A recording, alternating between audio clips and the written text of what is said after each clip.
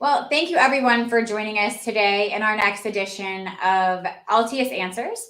And this is an extra special edition because we are joined today by three early careerists, all RNs, and they are here to talk about kind of the future of nursing and where we need to go. We all know that nursing is a challenging career, and even more so these days because of the shortages that we're experiencing across the industry. And when we think about that the problem of the nursing shortage, it is in fact a problem, but is it the result of bigger problems and things that we can start to address for the future of the industry? And so today we are joined by these nurses here, and I'm going to ask that they give quick introductions and tell us a little bit about why you got into nursing. So what took you to nursing and what your educational path was, because everybody I think here has taken a different path to get to where you are. So we'll go ahead, we'll start with Grace, and you can tell us a little bit about your background, and then we'll move to Allie and then to Sophia. Yes, my name's Grace. I actually chose nursing kind of later in my career. I did a 4-year psychology program at West Virginia University, and then I went back to school. I went to Duquesne. I did their second degree nursing program. So it was very accelerated, got my degree in 16 months, and then started working right after that.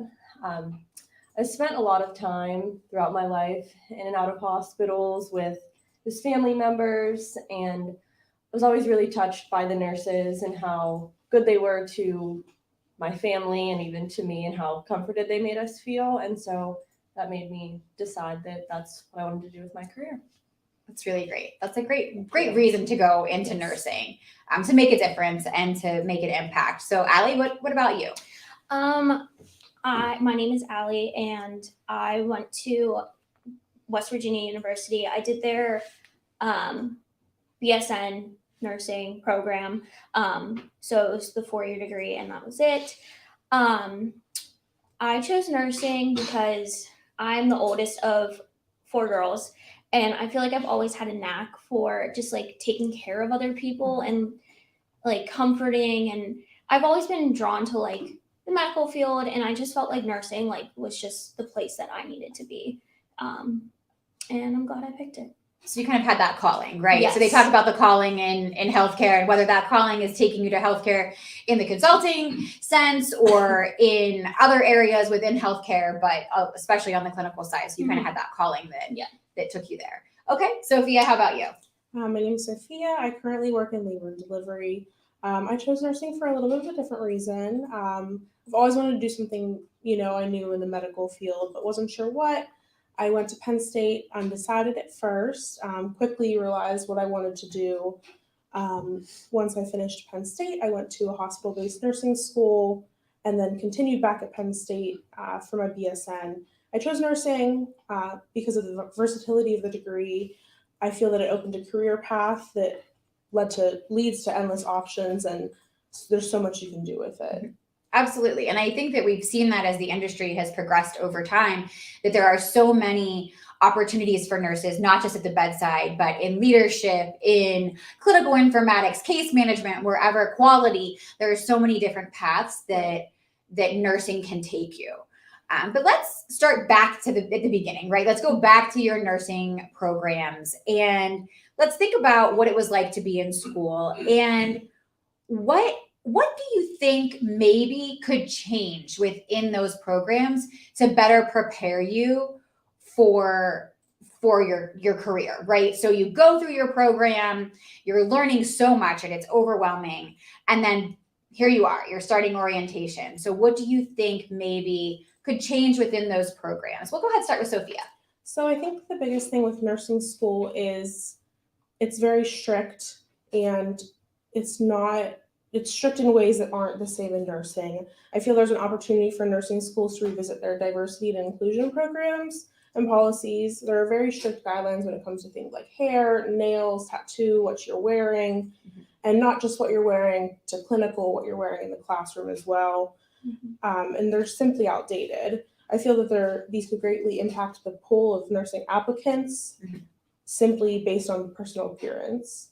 And I feel that it's the schools are restricting themselves by weeding out people who could be great nurses just because they might have tattoos or piercings or pink hair. That's not something that I don't think I've thought about, right? Yeah. So I think about preparing you educationally and with skills, but are we narrowing our pool of candidates because of maybe some outdated rules that aren't maybe as applicable in today's environment? So Grace, Allie, thoughts on your educational path?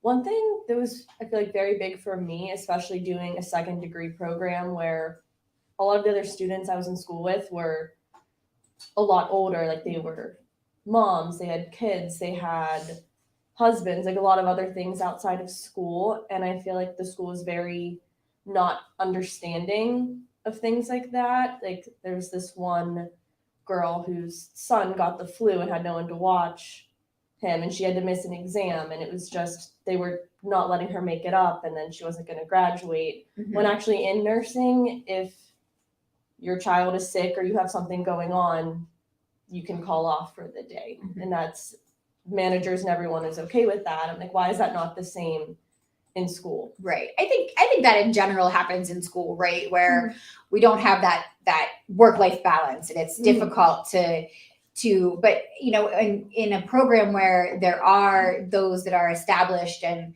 have to have that balance, how can we create a little bit more flexibility so that we aren't discouraging people from going into that second degree program or even entering the field later in their careers or as a second career? So Allie, what about you? I think so. Since I did the four-year nursing program, there was a lot of, like, I would say, paperwork and a lot of filler things that really didn't correlate with what I'm doing now. So, like, when we had to do care plans and they would be so strict on, like, how they graded us, you had to turn it in, like, before clinical, you had to do, you had to go in the night before and look up your patient, and you had to do all of that just to be prepared for the day, when in real life you don't have time to pre-plan at all. Like, I walk in, I get admissions, I get transfers, everything. So there's that, like, pre-planning. I understand it, and I understand the concept of it, but the way they're so strict about it, and all the paperwork, and I was more, like, concerned about how I was going to be graded than what I was doing on the floor with my patient.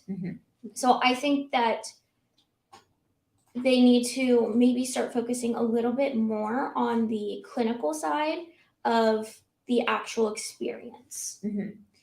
So when you think about that, there's focus on skills. Obviously, we need the skills, but then there's reality too. Right. And so how do we transition in a stronger way where maybe you have more confidence or more just exposure to some of the things that you are going to experience in your real life, right? So kind of how do you bridge that gap between education curriculum to the reality and real life?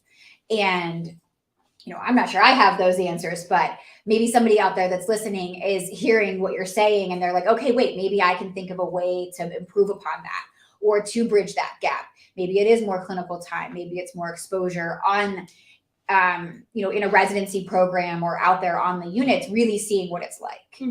So I think that ensuring having a clinical instructor who is familiar with the unit is a great way that could happen a little. If they understand the culture of the unit that they're sending their students into, they can give the students a more realistic expectation of what their clinical day will look like.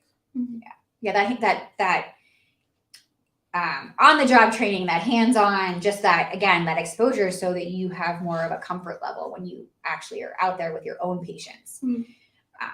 Okay, so let's transition a little bit away from that formal education and go into orientation, right? So now here we are, we've graduated, we've moved into our various orientation programs. And if you were going to design an orientation program for the future, what do you think that might look like? And what were some of the benefits of your program, of your orientation? So we'll start with Grace. And what are your thoughts on that? So I had a few different preceptors throughout my orientation, which I really liked because it gave me, I feel like, a very broad idea and a lot of different ways that people go about doing things. Like you just learn a lot from different people because, again, not everyone does things the same way. But with that, I feel like whenever you are getting an orientee, training someone, all of the preceptors, I don't know if they should have a meeting or a class, like, to just be on the same page. Because that's also hard whenever you spend, say, 1 week with someone and you get used to the way they do things and you're going about doing them. And then the next person is like, oh, that's not right. And then it kind of creates some confusion. So it's, well, which way is the right way? Someone's saying it's right, someone's saying it's wrong. So I think really making sure before the new people start that everyone's on the same page with going about teaching, I think that would be a really good, very positive change. Yeah, well, standards of work is huge, and that helps in all aspects of healthcare. And that's why we have processes and procedures. So I think that's a really great point. If we're going to have individuals as preceptors, there should be a formalized program around that where, everybody is doing everything the same because consistency matters. So Allie, what about you? I would agree. I started off with a preceptor for like 2 weeks, and then I was bumped around between like 6 different people, like only for a shift, maybe 2 shifts if I was lucky. And so there was a little bit of inconsistency where I almost regressed because they weren't familiar with where I was at in my orientation process, what I could do, what I didn't feel comfortable. So that was a little hindering, but eventually I was with someone for the last like 6 weeks, I think it was. And I felt so comfortable with her, and I like learned a lot, and I had that full like, okay, step by step, we're progressing and everything to the end. But I will say I learned so much from each of the people that I did precept with. Like you said, like I learned something different from each person, and I thought that was really valuable and a peek into like different ways that everyone works. So it's a balance, right? Everything's a balance, yeah. Yeah. So I would also say that I know firsthand, like when I was off orientation, I was getting patients that I had never experienced before, like kids in halo traction or just traction in general, or different procedures where these kids had different drains, and I was unsure, and I felt like burdening asking someone, I need you to explain this to me because I don't know. So I feel like I know it's really hard in the short orientation process to see everything, but it would really be helpful to like almost have a checklist and really go through, okay, like maybe they're not comfortable with this yet. So like maybe we need to have something like another one of those patients. I know, for example, a girl on my unit, she had just came off orientation, and she had never had this certain drain that's like, it's an EBD, and she had a double EBD, and I had never even had one before. And she was like, I've never had one, I don't know how to handle this, like, and you just feel for that because she's almost getting like thrown to the wolves and didn't have that experience like she should have had. So I think there should be a way to really make sure we have everything covered, which is hard. Yeah, and like what you're saying though with a checklist, I think is a really good way to maybe go through kind of your, like, not necessarily your evals, but your meetings with your charge nurse or your meeting with your manager and say, okay, here's where I'm lacking, and how do we proactively or how do we kind of plan for exposure to that? And even if it's somebody else's patient, are you able to somehow get exposed to that in some way? And that's so much easier said than done. And I don't live the lives that you do in trying to like, oh, hey, I'm going to stop what I'm doing and caring for my patients and go and learn in the middle of the day. But if there was a way to kind of create some type of program within your continuing education, like so formalized continuing education that would allow you that exposure, that might be something to consider. Sophia, what are your thoughts? So on my unit, the nurse has a lot of different roles. Just within one unit, we have labor and delivery, we have triage, postpartum, lactation consultant, so many different roles that you can have.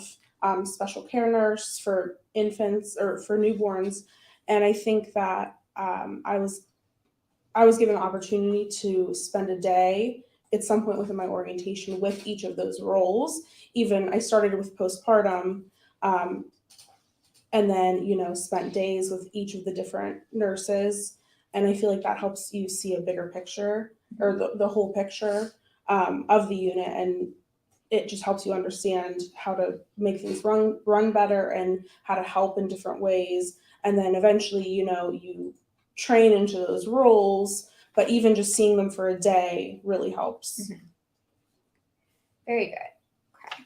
So thinking about what we just talked about with orientation and really understanding, kind of what we could do to kind of expand upon orientation or improve upon it. But when you think about now being in the roles that you're in, what are some of the things that are important to you as a nurse today, right now, out of orientation? And when you think about that current position, why would you stay where you are, whether that's your unit or your facility, your organization? Because what we hear is nurses are leaving the bedside, nurses are leaving nursing.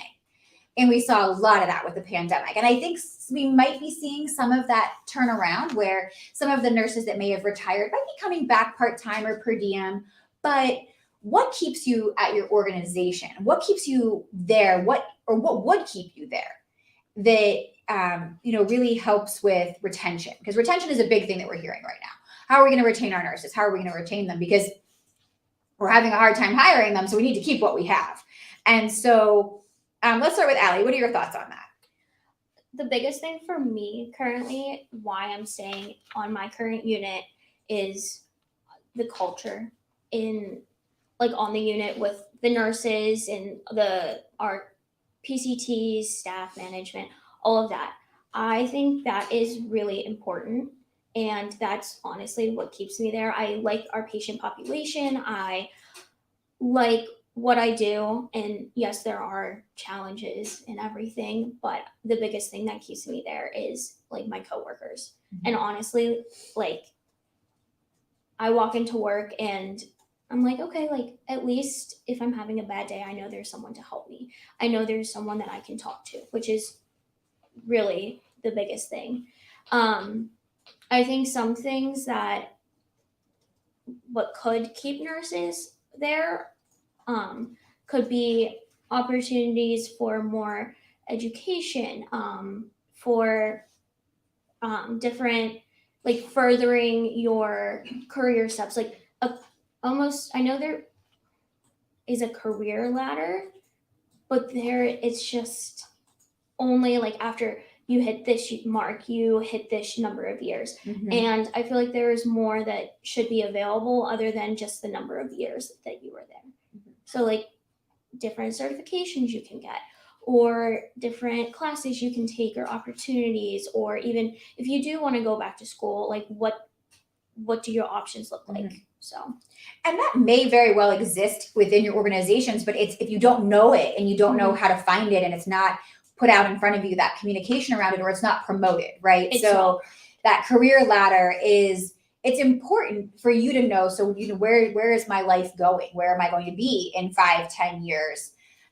And so maybe just a little bit more exposure to that, or a formalized, program around continuing education or career ladders that you don't necessarily have to take advantage of if it's not where, you as a nurse want. But if you want it, it's there for you, and you know how to get to it. Sophie, what about you?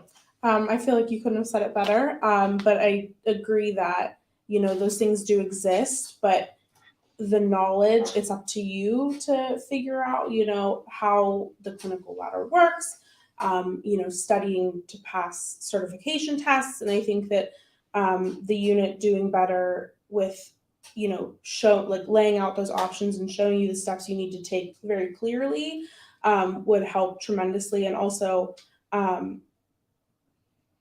you said, going to work and knowing that even if you have a bad day, you're supported by your community of nurses and managers. That makes all the difference in the world. Even if you're having a terrible day, you know that you can talk to your people and they have your back and will help you through tough situations.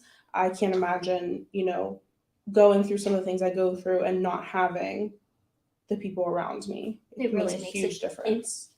Makes a huge difference in my day. So Grace, rather than having you answer that, we actually have a question specific for you. What was your experience like going from a 4-year degree in psych to a career change to nursing with that 16-month program? Is that program something you would recommend to other people considering like a career shift? Yes, honestly, I loved the program. It was very challenging, I will say, just because you were doing all of your nursing classes at the same time. You're doing 8-hour days of classes, 8-hour days of clinical on top of studying, but I really loved it. Again, had a great group of friends, great group of people to support me through it. And I really think that it helped me become a better nurse just because I was so focused during that time rather than having the distractions of being an undergrad and having just, one nursing class a semester and all of the gen eds. So I really enjoyed it and would recommend it. Great. That was a great question. Thank you, Beth, for that question. So now kind of transitioning, you talked a lot about the culture, Allie and Sophia, and that is really usually a result of a strong leader and leadership on your unit. And when you think about, in your mind, like when you think about a strong leader and a manager, what are the characteristics that resonate with you most? What do you need from that leader, whether it's the charge nurse, your manager, your director, even your CNO? What are you looking for, or what do you have in that strong leader? We'll start with Sophia. So, of course, there's so many things that go into being a good leader, but I think something that's so basic yet makes such a difference is just, caring about your staff, doing daily check-ins, even just asking how you are or, how things are going. It's such a little bit can go such a long way with that. And just a leader who's driven by promoting employee well-being in the workplace and, walking in and knowing, asking how you are, knowing a little bit about your life and just showing a little bit of care is so important to me. And I feel like that's, like I said, there's so many things that go into being an important leader, but like that just makes it feel so much better. Mm-hmm. So really coming out and being out of the office, out from behind the desk. Right. And it's hard to put into words. Being out there with you and knowing that they're right there next to you. Right. Allie, what about you? I completely agree. I know, my managers and leaders, they do come out, they check on us, they help. Our charge nurses, if they are free, they will literally help us with any little thing that we might need if they have time. Or some of them just even make time. And I think it's nice having that support, knowing like they're willing to help, they're willing to come out and everything. I think that it is like even just caring, like you said, about just a little bit, like asking how you are, things like that, and recognizing like our days are hard, and like I don't know like how to explain it, like just like caring and having recognition, and it's a tough day, and I think there's a difference in saying to someone, "How are you today?" or you could say, "What can I do to help today?" Right? So how are you and how can I help are two very different questions. And having a manager come out and say, how can I help? Even if it's checking a call light or, just saying it, right, means more than just how are you today, because they probably know you're stressed. They probably know you're feeling it, right? And they probably see your call bells. So how can I help means a lot more than how are you. Grace, what are your thoughts on a strong leader? I completely agree with everything they just said. It really does make a difference. Even my last shift, since I'm still fairly new to the unit, both the manager and clinical leader came out to me multiple times throughout the day. They even gave me what phone they had, and they were like, please, like, call me. And they were always there, ready, willing to help. There have been days where I haven't seen any of the leaders, and it makes such a huge difference when they're taking laps. They are helping, they're doing a lot. So I think really just being present to help you during your shift, and even does make a big difference, like they both said, when they come and sit down and talk to you. Like, how was your weekend? Are you going on vacation? Like making sure they care about you, not just at work. More at the Not personal just level. as a number. Yes. Knowing exactly. a little bit about Getting- who you are as well. Yes. Making it, you as a person, as a whole, not just as a nurse, feel important and valued.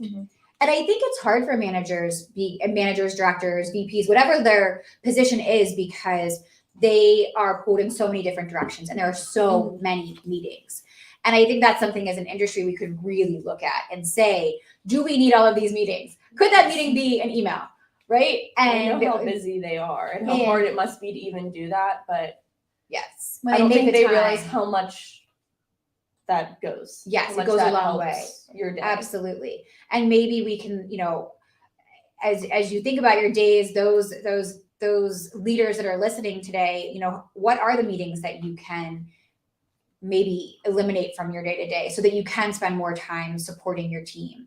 And I know, like, our clients, when we talk, there are just so many meetings. It's hard to even get on people's calendars sometimes. And you have to start to wonder, how are you able to manage? How are you able to lead if you're just always in a meeting? And so I think you all made great points around just being present and being out of their office and there for you. So that kind of takes us now to what was kind of our last question that we wanted to talk about. And when you think about the industry right now, what we hear so much about, the shortage, the burnout, we know is real. And that burnout, it hits you. Sophia, I know you did a night shift. And so greatly appreciate you being here with us after working that night shift. But how are we going to promote nursing as an industry? How are we going to bring young students and influence 7th and 8th graders to come into nursing? How can we grow the pool? And we have to start young, right? We have to start influencing them. But if all they hear is there's a shortage, there's burnout, it's exhausting, it's overwhelming, how are we going to encourage anybody to come into the industry? So if you could talk to the young nurses, what would you tell them? How would you encourage them to join the field? And we'll start, it's a loaded question. We're going to start with you, Allie, but it's a loaded question, I know. But how, what would you say to maybe even somebody that's on the fence, right? A high school senior. I would say that even though you hear these terrible things, not terrible, but you hear things about shortages, burnout, all the things, it is worth it. Sometimes it doesn't feel like that, but like there are days that I leave and I like feel like, okay, I like might have done something for someone, or I like caught on that this kid needed further help, or like the doctors like needed to do more interventions. Like I made a little bit of a difference, and sometimes that goes a long way. It's very rewarding. Yes. And you're gonna have bad days, and that's every profession, but there are so many options if you do get burnt out. Like you don't have to stay at the bedside. The options are endless. So you're not stuck with where you are. And I feel like you hear people like leaving the bedside, but there are other options too. So I feel like just knowing that you're not going to be stuck if you start to feel these ways just really goes a long way, because that's sometimes what I even have to tell myself. So Grace, what about you? I think one thing that would change, I guess, like the more recent attitude towards nursing would be talking more about the positives that you see. Like my unit, obviously the ICU, we see a lot of very sad, very hard things. But I remember I was talking with a group of people, and we were all saying, we should do, like, follow up with our kids that get out of the ICU. Where are they now? I remember more recently there was one patient who it was very sad trauma, and they're doing amazing now. And her family brought her back in to see everyone. And I'm like, things like that are what make the job worth it. They just need to happen more. We need to talk more, focus more on that than the sadness, because that makes all of it worth it. But it also, with the new people coming into the profession, you do need to be realistic. There are going to be things that are sad. There are going to be bad days. But when you hear stories like that and realize how much you and your coworkers can impact a family, or even just the patient, all of it, it makes it very rewarding and very worth it. That's great. I think that's a really good point, is just to be able to see what the work and the effort and the care that you gave has led to, this incredible outcome. That's a really focus more on that. Yes. Yeah. I agree. Sophia, what about you? Truly, I just think with how much you can do with nursing as a career is so important to recognize, because I went to school with a lot of people who had gone to school for different things and even had 4-year degrees, and realized that there's nothing they can do with that degree, and had to go back, but chose to go back to nursing school because they recognized how useful that degree is and how much you can do with it. And I think if we have more people just starting with the nursing degree, and you can take it anywhere, all over the world. I mean, travel nursing. So many different options. Yeah, from education to management, to at home, working in your pajamas at your computer, case managers, working in a doctor's office and having like a normal, 9 to 5 schedule. There's just truly endless opportunities, and so many, letters you can add to your name and degrees you can get from just that simple nursing degree. It's just you could go in so many different directions. And you mentioned management, which goes directly to one of the questions that we have. And this is from Mickey, and she's asking, do any of the nurses here see themselves transitioning to a management role in the future? And if so, what type? Let's just start there. It's always an option. I'm at the point where I'm not gonna say that I'm not interested in one thing versus another. I'm truly open to anything, and it would take a lot more schooling. You have to have, I know for at least a unit manager, you have to have your master's, so you would have to be able to commit to that. But being a unit manager seems like a rewarding job.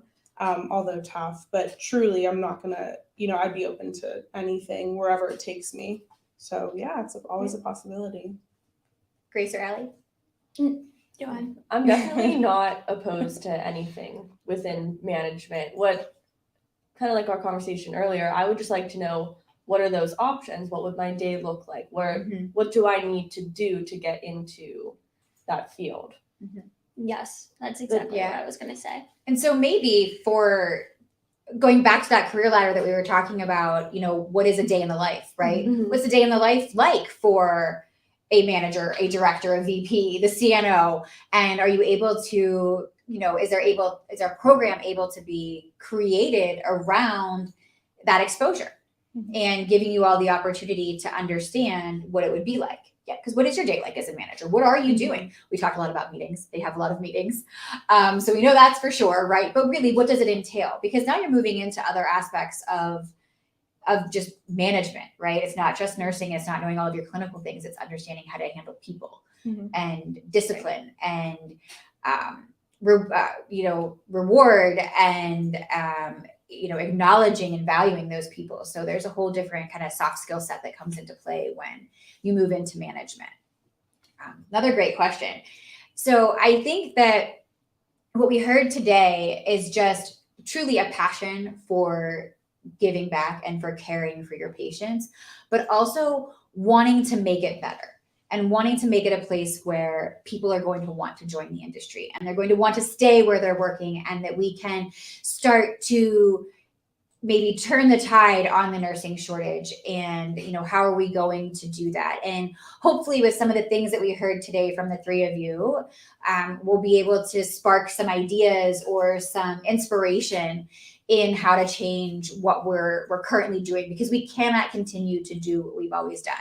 We have to start to look at things a little bit differently so that we can create a bigger pool of nurses to bring into our hospitals so that we can continue to provide care for our patients, and we're not seeing a loss in access to care or anything that would hurt our community, our population at large.